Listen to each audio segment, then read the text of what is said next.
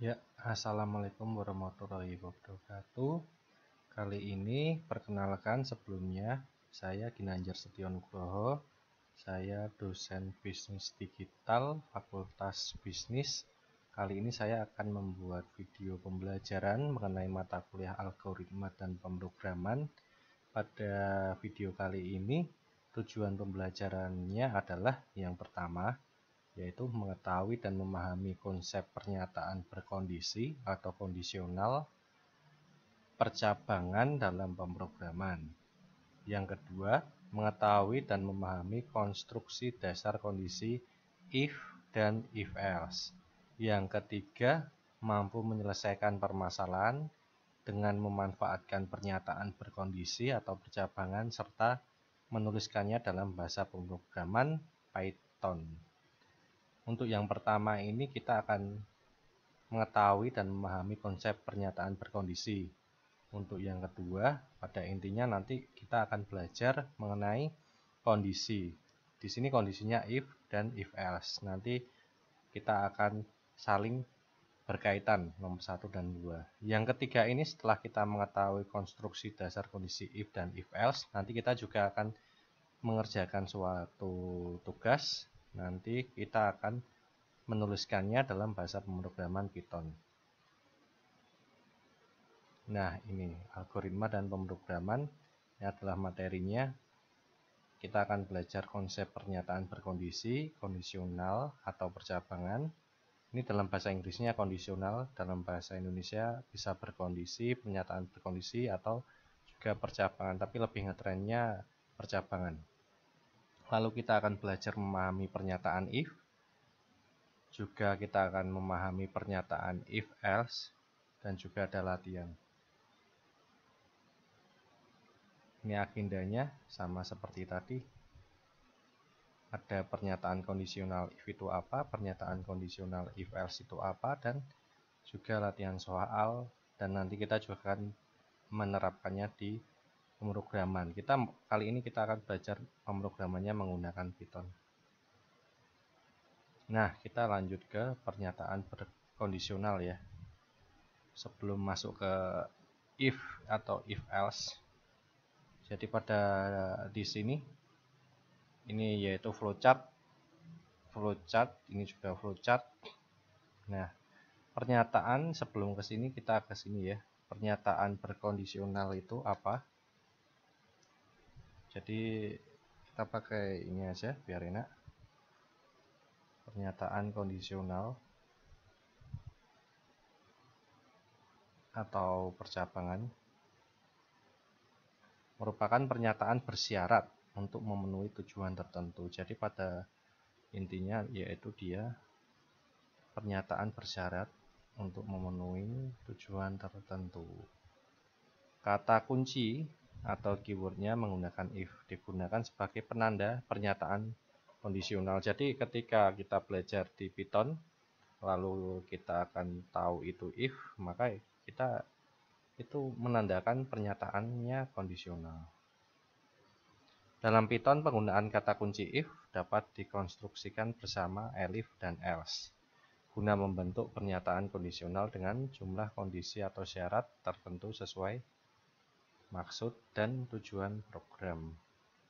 Berdasarkan jumlah kondisi yang diprasyaratkan, terdapat 4 kondisional yang ada ya. Jadi ada 4 kondisionalnya. Saya ganti dulu. Pernyataan kondisional if, kita akan belajar ini nanti. If, kita juga nanti akan belajar pernyataan kondisional if else. Ini juga sesuai RPS yang saya buat ya, yang tadi itu.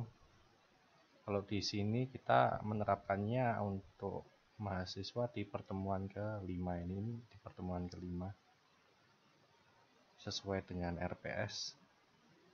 Pernyataan yang ketiga lanjut lagi ya, jadi ada 4 kondisional. Ini ada 4 kondisional.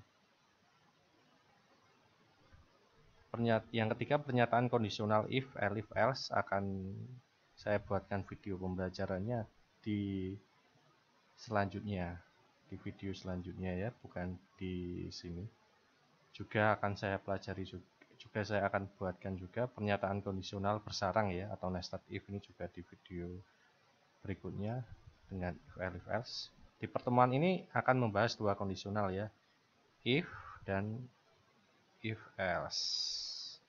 Dua sisanya di pertemuan berikutnya. Jadi cukup jelas. Mohon maaf. Seperti yang kita sudah pelajari atau bahkan kita sudah tahu ya apa itu flowchart. Ini adalah flowchart. Biasanya dipelajari di pertemuan awal, pertemuan 1 sampai 3. Itu kita akan belajar algoritma itu apa, lalu kita akan belajar bagaimana membuat algoritma. Salah satu membuat algoritma adalah menggunakan flowchart ya, dari dua cara. Jadi algoritma itu apa? Algoritma adalah suatu cara untuk menyelesaikan suatu masalah. Lalu kita akan membuat algoritma itu dituangkan ke apa? Dituangkan ada dua cara, yaitu yang pertama pseudocode, yang kedua yaitu flowchart. Nah, kalau yang di sini ini flowchart ya. Ini flowchart if ya. Saya tulis flowchart if. Ini flowchart if. Lalu yang di sini flowchart if else. Di sini flowchart if else.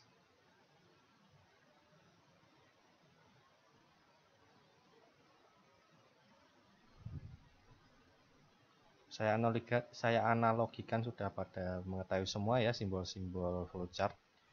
Jadi sesuai alurnya kita akan turun ke sini. Ini adalah kondisi. Kondisi ini selalu bernilai true or false ya. Selalu bernilai true or false. Kalau false itu kan salah, bahasa Indonesianya ada di sini. Kalau true benar di sini. Ini pernyataan. Ketika benar, ketika kondisi benar,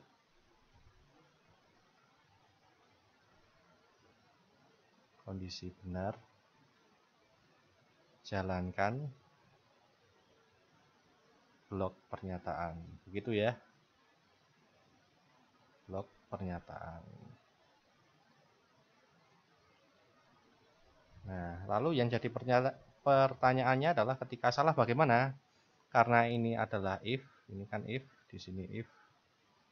Kalau ini benar, di sini true. Bisa juga ditulis seperti itu, true. Maka di sini kalau salah, karena ini if, jadinya dia nggak ngapa-ngapain, tidak ada blok pernyataan. Jadi kalau ketika kondisinya salah, kondisi salah, maka keluar dari if ya, keluar dari if. Atau melanjutkan program selanjutnya. Nah, di sini itu program selanjutnya ya. Dan lanjutan gitu ya. Nah, cukup jelas ya. Jadi if itu seperti ini, hanya ada satu pernyataan. If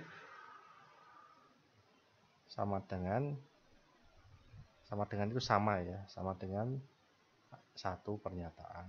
Itu yang kalau benar atau yang salah ya. Tinggal kita bisa milih. Kondisinya ketika salah, maka dia menjalankan apa. Kondisinya ketika benar, dia menjalankan apa. Tapi syaratnya itu adalah itu sama dengan satu pernyataan. Jadi hanya ada satu pernyataan, itu if ya. Nah, kita berlanjut ke if else. Bedanya apa? Bedanya adalah yaitu if else punya dua blok pernyataan ya. Ini blok pernyataan. Sini blok pernyataan ya.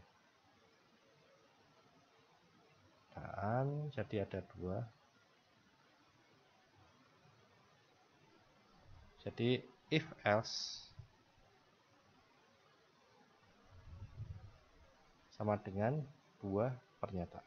Ini cara mudahnya dan kita akan lebih memahaminya.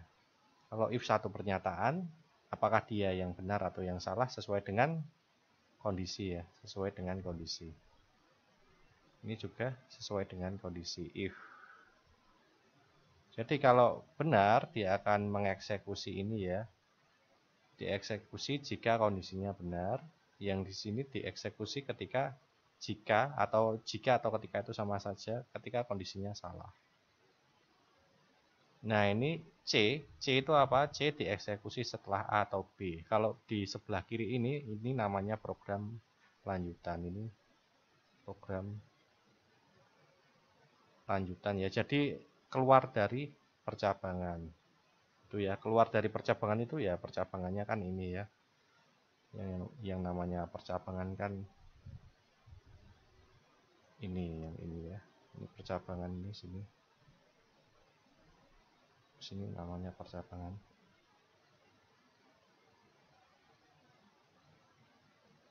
Ini percabangan ya. Ini di dalam percabangan ya. Ini percabangan. Nah, ini percabangan ini. Ini percabangan di dalam percabangan.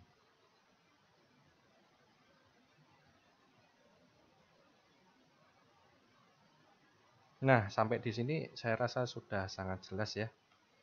Sebelum pindah ke slide berikutnya, silahkan dicermati lagi. Sembari saya hitung 10 detik ya, biar pada tahu perbedaannya di mana, lalu definisinya seperti apa. 10, 9, 8, 7, 6, 5, 4, 3, 2, 1. Oke, kita ke next slide. Kita ke lebih mendalami pernyataan kondisional if ya. Kalau dari pernyataan tadi, dari penjelasan saya tadi, pasti sudah sangat jelas, hanya saja kita akan mendalaminya lebih dalam. Ini kondisinya ya. Ini if ya. Di sini pernyataan kondisional if. Ini ada kondisi, sini ada pernyataan, sini ada kondisinya benar atau salah, karena kondisi itu selalu bernilai 2 ya. Kondisi selalu bernilai, istilahnya boolean. Boolean atau benar atau salah. Jadi hanya ada 2 ya, ada 2 pilihan, hanya ada 2 pilihan.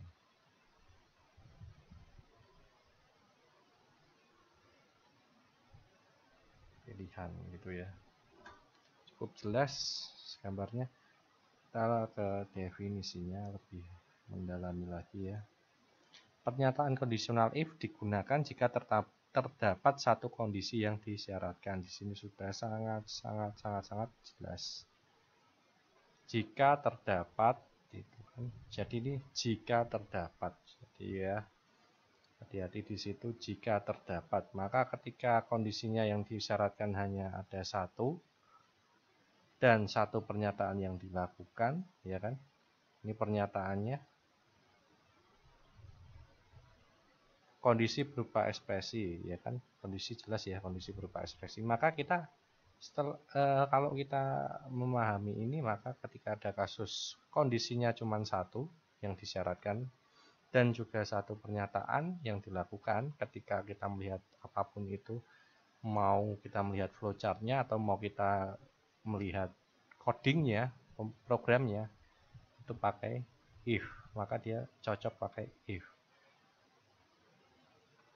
Suatu ekspresi adalah kombinasi nilai ya, jadi ini lebih mendalami suatu ekspresi ya.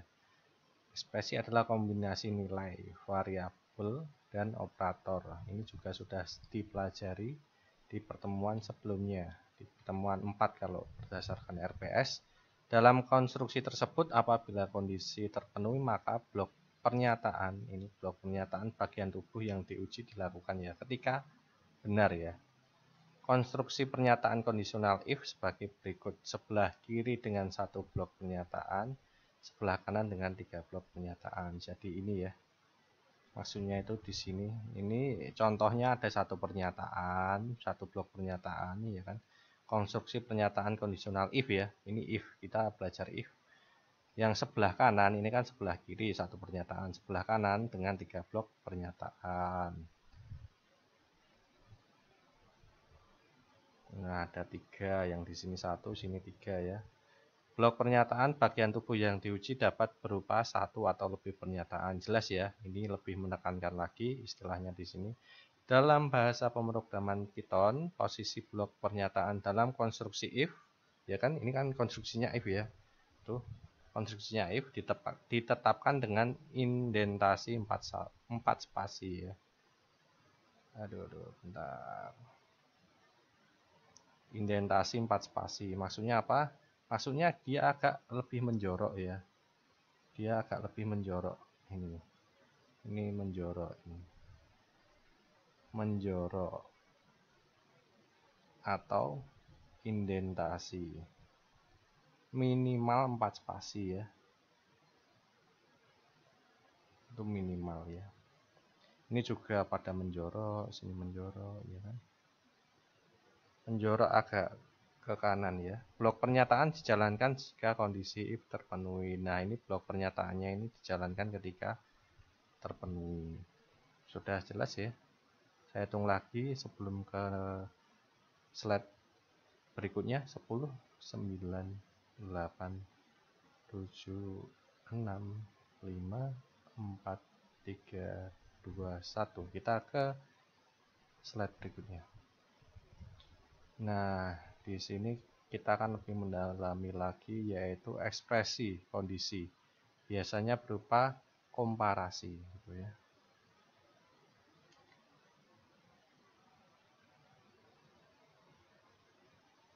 Biasanya ekspresi kondisi biasanya berupa ekspresi komparasi. Ekspresi komparasi itu apa? Dinyatakan dengan operator komparasi. Jadi hanya ada ini ya, operator perbandingan dan juga operator logika.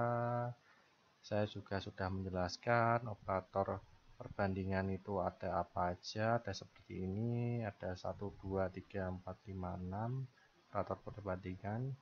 Operator logika kita akan mempelajari di sini itu ada 3, and or not. Juga kita akan mengetahui definisi dari boolean yang sudah saya katakan tadi. In computer science, di ilmu komputer, boolean itu sifatnya logical data ya, tipe data logical yang hanya mempunyai nilai true or false. Jadi sudah seperti yang sudah saya jelaskan tadi. Begitu, boolean hanya bersifat 2 nilai saja, true or false. Ketika ekspresi kondisi bernilai benar, maka ke langkah ini ya. Jadi kalau benar ke langkah ini juga tadi sudah saya jelaskan, kita perdalam lagi. Ketika kondisi bernilai benar, maka ke langkah ini ya, langkah ini. Nah, langkah ini. Ketika benar, karena alasan ini maka kondisional butuh output bernilai boolean ya kan. Alasannya kan jelas, kalau di sini kan bernilai benar, ketika bernilai benar, ya kan? Ketika bernilai benar berarti lawannya ketika bernilai benar, ketika bernilai salah. Hanya ada 2 kan, bernilai benar atau bernilai salah, maka butuh output. Di sini saya perdalam lagi, butuh output bernilai boolean. Jadi apa yang bisa membuat boolean? Ya ekspresi perbandingan atau operator logika. Ini di SMA sudah kita pelajari ya. Sebelum ke slide selanjutnya, saya hitung lagi 10, 9, 8, 7, 6, 5, 4, 3, 2, 1. Kita ke slide berikutnya. Nah, ini contoh yang pertama. Ini kita misal ada bilangan ya, ini variabel. Variabel bilangan ini adalah bernilai 5. Jika bilangan lebih dari 0, nah ya kan? Bilangannya berapa? Bilangannya itu sama dengan 5, saya tulis di sini. Bilangan sama dengan 5. Berarti 5 lebih besar dari 0. Iya kan? Yang jadi pertanyaan adalah ya atau tidak itu. Ya atau tidak apanya? Ya atau tidak 5 lebih besar dari 0. Ya atau enggak? Ya atau tidak? Jawabannya apa? Langsung saja. Iya, ya kan? Dengan pasti ya. 5 itu pasti lebih besar dari 0. Maka, nah ini ada indentasi di sini.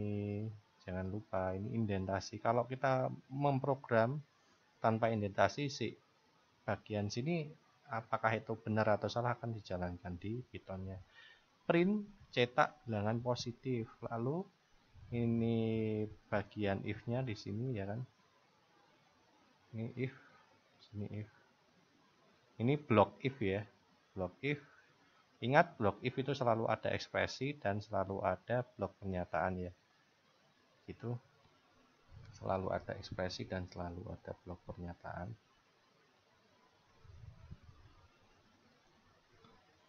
Ya kan? If bilangan lebih besar itu bilangan lebih besar dari 0 itu ini apa? Ekspresi, ya kan? Lalu apa? Print. Ya kita percepat ya, bla bla bla bla bla. Ini namanya, ini ada petik 2, petik ganda. Ini namanya apa? Blok pernyataan. Kalau benar itu ngapain? Nah itu loh blok pernyataan. Bisa lebih dari satu Pak? Bisa.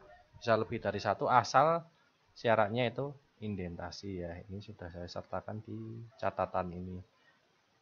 Dan juga di pemrograman setelah ekspresi kondisi jangan lupa titik 2. Ini titik 2 di sini. Ini jangan lupa ya. Jangan lupa titik 2. Karena kalau tanpa titik 2 akan error. Konstruksi if ditetapkan dengan indentasi 4 spasi. Nah, ini sini indentasinya 4 spasi yang bagian sini tuh. Nah, bagian sini. Tanpa indentasi 4 spasi dianggap bukan blok pernyataan. Jadi enggak dianggap blok pernyataan. Kalaupun itu benar, kalaupun salah akan dijalankan karena tidak masuk di blok pernyataannya miliknya if. Jelas ya? Pasti sangat jelas. Lanjut lagi ke contoh 2. Masih dengan soal yang sama, hanya nilainya kita ubah. Oh ya, tadi jawabannya apa? Jawabannya pasti bilangan positif. Ini bilangan positif. Lalu ini adalah uji bilangan positif karena ini keluar dari if, selalu dicetak. Ya kan? Ini bilangan sama dengan min 5. Jadi di sini if bilangan lebih besar dari 0, bilangannya berapa? Bilangan min 5. Bilangan sama dengan minus 5. Jadi minus 5 lebih besar dari 0. Ya atau tidak? Nah, itu tidak, jelas sangat tidak ya. Karena 0 itu lebih besar dari 5, makanya salah. Ya kan? Ini harusnya ada indentasi nih. Di sini katakanlah ini ada indentasi ya, karena ini tadi typo jadinya. Ini tanpa indentasi. Ini ada indentasinya. Maka yang dicetak hanya bagian sini saja. Nah, sesuai ya. Karena dari if ini udah nggak sesuai. Di sini nggak sesuai. Tidak, maka keluar dari if. Keluar dari if, jalanin yang di sini. Itu cukup jelas ya. Kita lanjut ke contoh 3, ya kan? A sama dengan 25, B sama dengan 60, C sama dengan 2, ya kan? B kita jalanin di sini dulu. B lebih besar dari A, ya kan? B-nya berapa? 60. Lebih besar dari 25? 25. Jawabannya benar, ya kan?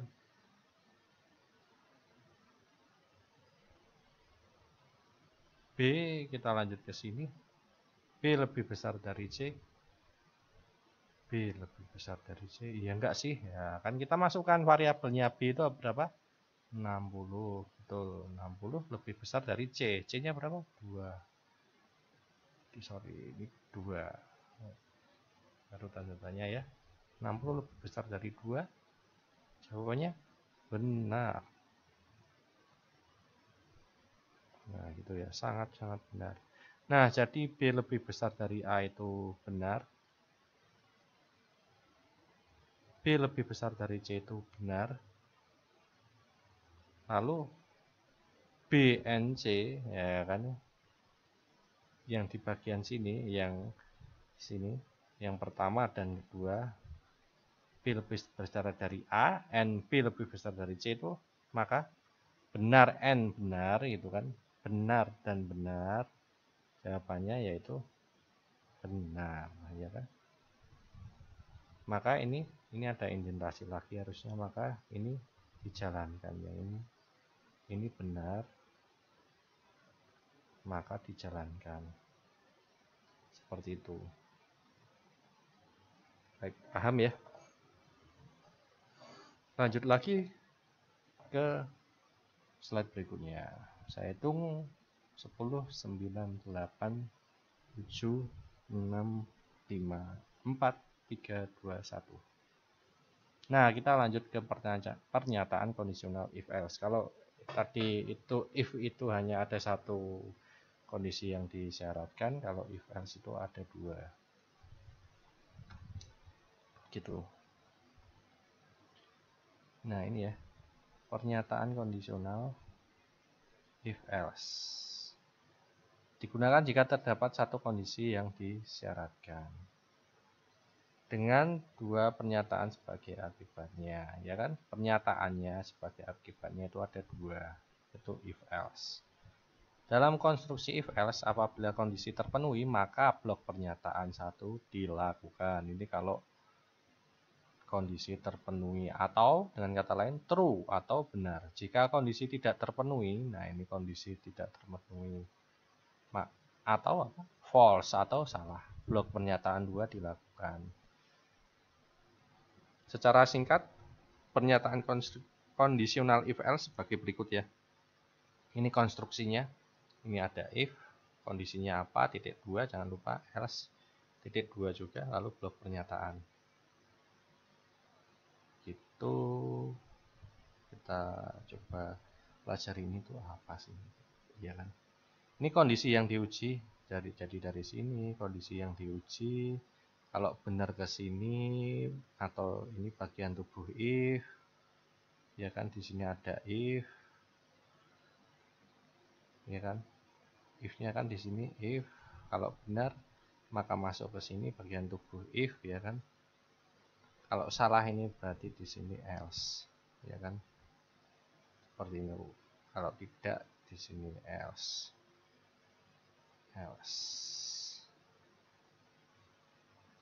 Itu kita lebih dalam lagi dari start itu ekspresi itu kondisi. Ini kondisi, kalau benar itu ke sini, statement in if branch, jadi di dalamnya ini bisa juga blok pernyataan satu. Nah, kalau di sini kan jelas ya kan, jelas. Ya, kalau di sini else, blok pernyataan 2. Begitu. Cukup mudah kan? Jadi kalau benar ya di blok pernyataan 1, kalau salah di blok pernyataan 2. Itu if else, hanya ada 2 if else. Kata kuncinya apa? If else, kata kuncinya terdapat 2 pernyataan sebagai akibatnya. Nah, itu kan jelas beda dengan if.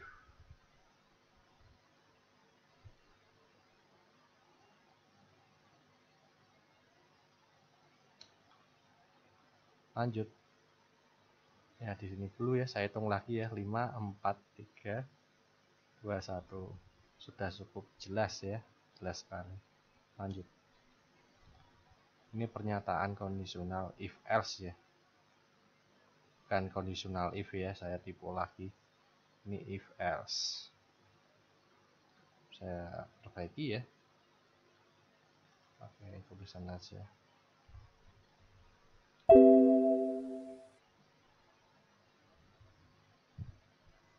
If else.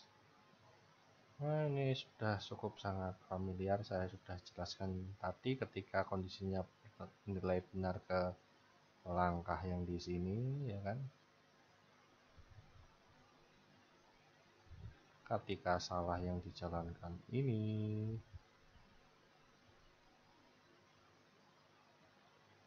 ya kan, itu sini bisa disebut false, sini bisa disebut true, ya kan. Next lagi, ini contohnya yang pernyataan kondisional if else. Sebelum itu kita ke catatan. Setelah ekspresi kondisi jangan lupa titik 2, ini sangat-sangat penting ya. Setelah ekspresi kondisi jangan lupa titik 2. Mana titik 2 nya? Ini titik 2, sini titik 2, sini titik 2, sini titik 2. Nah itu titik 2 berada di baris if dan baris else, jelas ya, itu sudah saya tandai. Konstruksi if ditetapkan dengan indentasi 4 spasi. Indentasi 4 spasinya itu maksudnya gimana? Mungkin ada yang masih bingung. Ini yang itu tadi ya. Ini indentasi 4 spasi, indentasi 4 spasi, indentasi 4 spasi, indentasi 4 spasi. Tanpa indentasi 4 spasi dianggap bukan blok ya. Bukan blok itu mana? Ini bukan blok ini. Yang ini bukan blok ini. Yang ini bukan blok pernyataan if ya. Ini juga bukan blok pernyataan if. Ini di luar percabangan. If itu percabangan kondisional ya. Cukup jelas. Kita ke sini. Kita punya bilangan variabel bilangan itu isinya 10. If bilangan lebih besar sama dengan 0, kita ganti ini bilangannya menjadi angka 10 lebih besar sama dengan 0. Tanda tanya, karena ekspresi kan tanya kan. Apakah benar? Benar. True. Atau benar. Maka yang dijalankan di if-nya dia mencetak yang ini. Print bilangan positif, lalu dari sini dia akan turun keluar dari sini ya. Keluar dari blok pernyataan ke yang di sini. Ini kan bukan blok pernyataannya if, maka yang ini juga dijalankan. Maka yang dijalankan ada 2. Yang dijalankan, ini yang dijalankan di program ya. Ada 2 baris seperti itu. Bilangan positif. Ini adalah uji bilangan. Lanjut ke sini. Minus 5. Langsung saja ya. Minus 5 lebih besar dari 0. Salah ya. False. Ini saya centang. Atau salah. Karena 0 lebih besar dari minus 5. Maka yang di sini if-nya nggak dijalankan. Nggak dijalankan. Yang dijalankan yang di sini. Yang dijalankan ini. Ini dijalankan.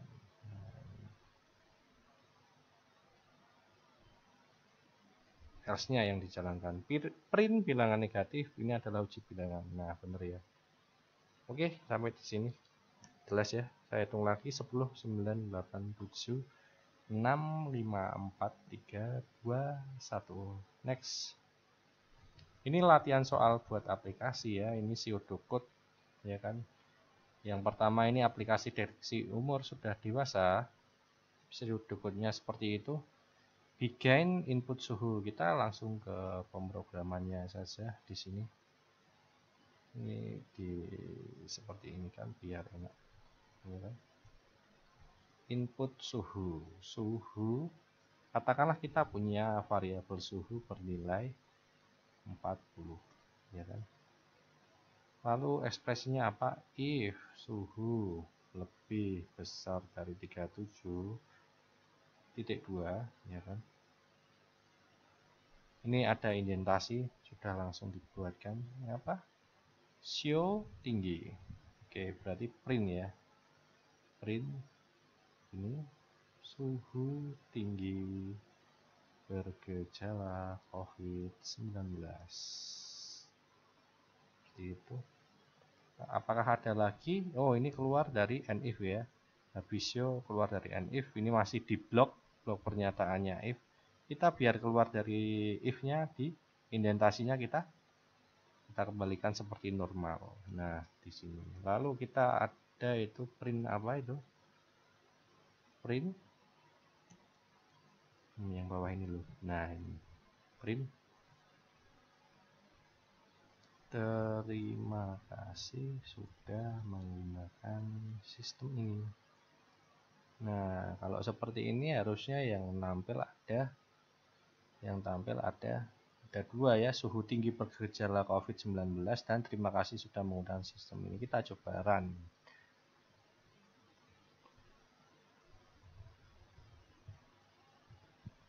Oh, ini ada kesalahan dikit ya. Oh ya, di sini ada kesalahan dikit. Printnya kurang T yang mohon maaf ya. Saya ulangi lagi. Nah, ini ya, suhu tinggi bergejala COVID-19. Terima kasih sudah menggunakan sistem ini. Ini ketika suhunya 40. Ketika kita 35 kan di bawah 37, maka yang print suhu tingginya tidak muncul, tapi langsung ke terima kasih sudah menggunakan sistem ini. Nah, terima kasih sudah menggunakan sistem ini. Ini namanya if ya. Jadi sini bisa saya tulis coding if gitu ya. Jelas ya?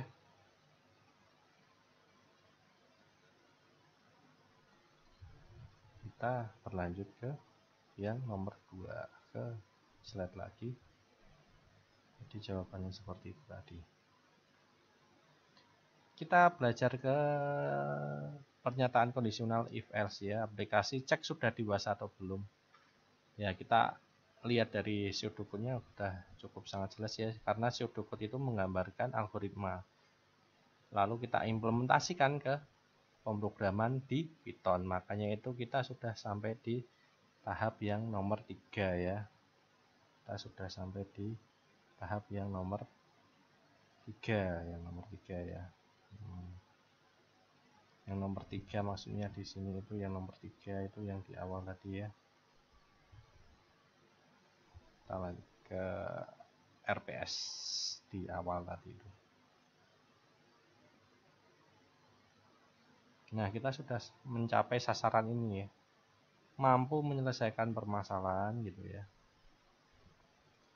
Iya.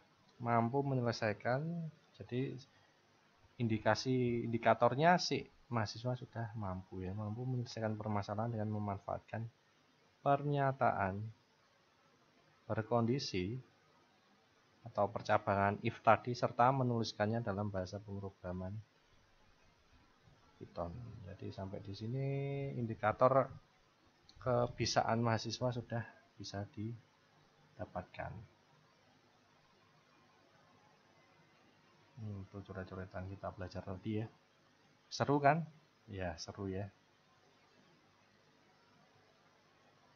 If sudah, kita ke if else. Ya, kalau seperti ini mudah ya. Nah, kita beralih di sini. Kita tulis coding apa ini? Coding if else. Yang pertama input umur ya. Ada kita punya variabel umur sama dengan katakanlah umurnya 25. If umur lebih besar dari 17, dan ngapain? Print Anda sudah dewasa gitu ya. Lalu apa? Else. Kalau kurang dari 17 ngapain? Ya kan gitu. Print Anda belum dewasa. Seperti itu. Lalu keluar dari percabangan, print terima kasih sudah ini apa ya? Sudah menggunakan sistem ini ya. Terima kasih sudah sistem ini. Nah, kalau seperti ini yang dijalankan apa? Nah, kalau seperti ini yang dijalankan nanti ini kita lihat dari sini umur 25 ya kan? 25 lebih besar dari 17. Lebih besar dari 17. True ya, benar ya, true atau benar. Maka yang dijalankan yang sini. Ini dijalankan. Lalu keluar dari ini percabangan yang di sini juga dijalankan. Jalan gitu ya, biar enak. Kita lihat ya, ada 2 baris harusnya. Nah, itu ya. Anda sudah dewasa, terima kasih sudah menggunakan sistem ini. Bagaimana kalau dia umurnya masih 10 tahun? Nah, yang dijalanin Anda belum dewasa, terima kasih sudah menggunakan sistem ini. Gitu ya. Jadi ada opsi lain ketika dia tidak dewasa, maka ada tulisannya Anda belum dewasa. Lain halnya dengan if ya. Kalau if hanya mempunyai blok pernyataan 1. Nah, ini ya benar sekali kan, Anda belum dewasa, terima kasih sudah menggunakan sistem ini. Paham ya? Sampai di sini paham? Seperti itu. Lanjut ke soal yang ketiga. Pernyataan kondisional if else, aplikasi hitung luas persegi atau volume kubus ya. Ini agak panjang tapi kita ikutin saja. Selalu kita ikutin dari sudut code-nya. Kita tulis coding if else.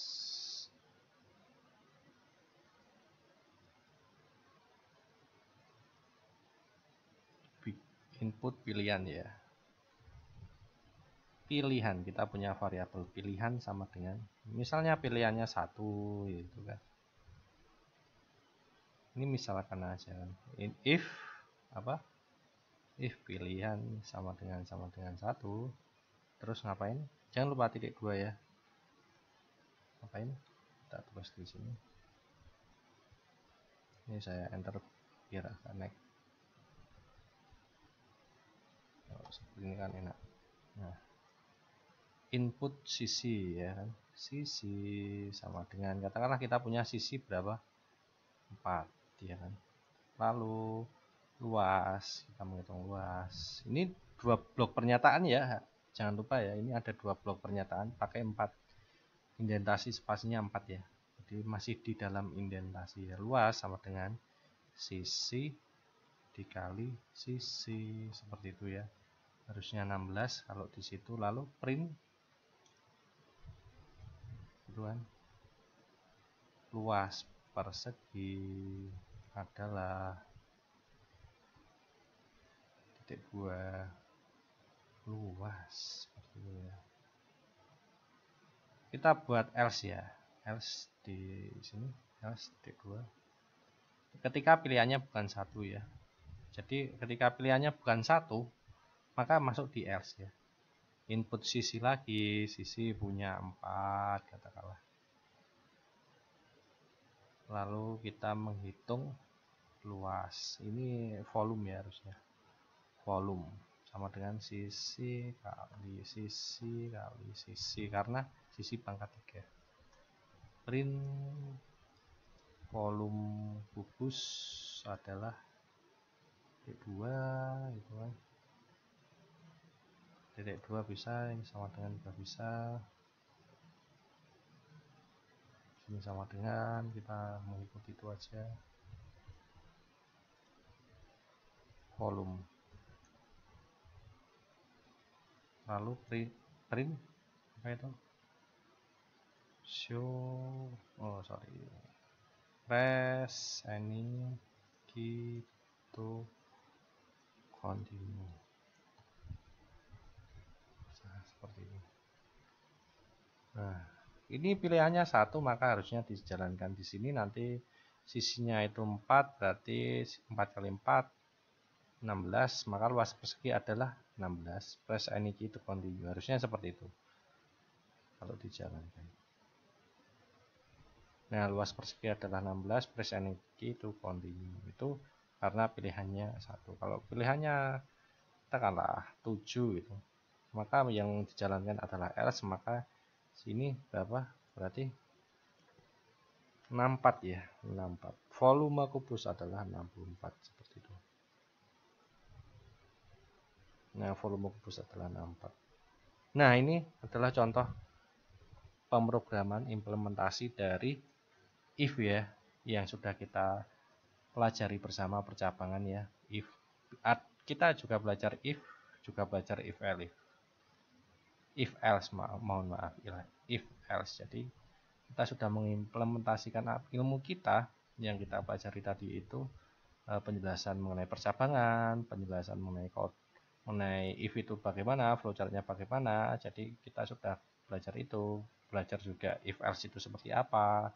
Jadi apa yang sudah kita dapatkan kita implementasikan ke dalam bahasa pemrograman sesuai dengan pseudocode-nya. Sampai di sini sudah sangat jelas. Jadi kita mempelajari konsep mengenai percabangan di dalam bahasa pemrograman di mata kuliah algoritma dan pemrograman ini dan diimplementasikan di pemrograman Python. Baik, dari saya cukupkan ini. Terima kasih sudah menonton video pembelajaran ini. Saya sangat suka apabila mendapatkan saran dan kritik. Silahkan saran dan kritik bisa diberikan ke saya untuk membangun video-video yang lebih bagus lagi di kemudian hari. Dari saya cukup. Wassalamualaikum warahmatullahi wabarakatuh.